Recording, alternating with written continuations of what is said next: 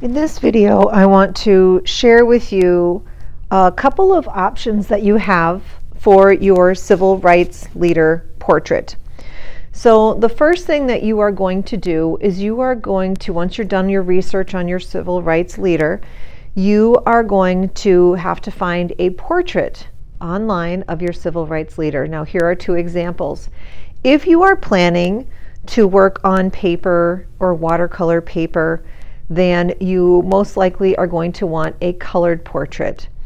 If you plan to work on cardboard, you are going to want a black and white portrait. So first I want to talk about the black and white portrait. You will need to, let's back up just a moment, you'll need to find an image on your iPad. You will need to screenshot that image, and then you will need to save that image to your photos folder and airdrop it to me. I will then print them out whether you need them in color or black and white.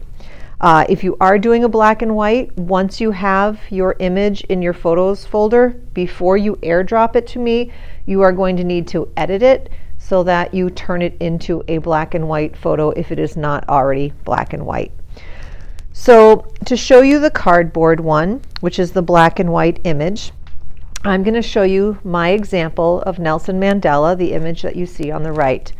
And so what I have done, and this is a different person, this is Fannie Lou Hamer, and so here's an image that I took of her, and I've printed it out for myself as an example.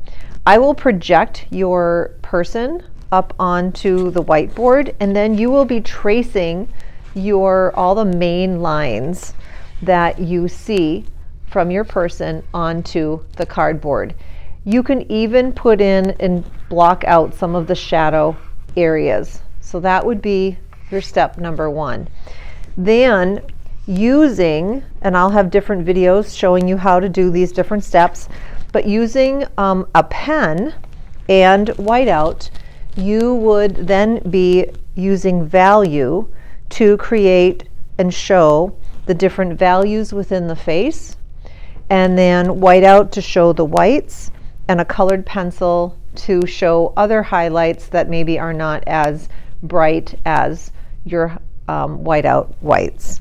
So that is the cardboard option. If you are choosing to work with paper, you are going to need your colored image, which I will print out for you.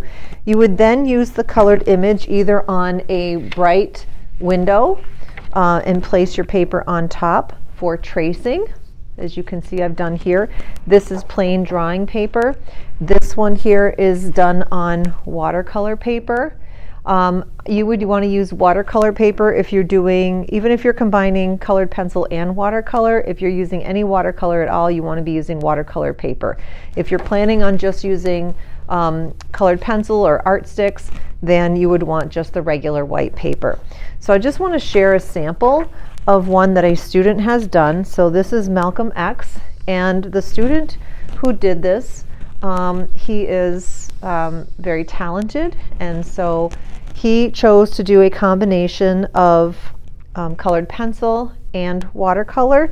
It is not done yet, it is in progress, but here you can see where he's at so far. You will be putting your name down here. This student is going to end up erasing this because I'm going to show him how to center the name here so that it looks really nice before display. So those are your options, and so the next step is to watch the videos that coincide with your next step based off of which option you chose. Have fun!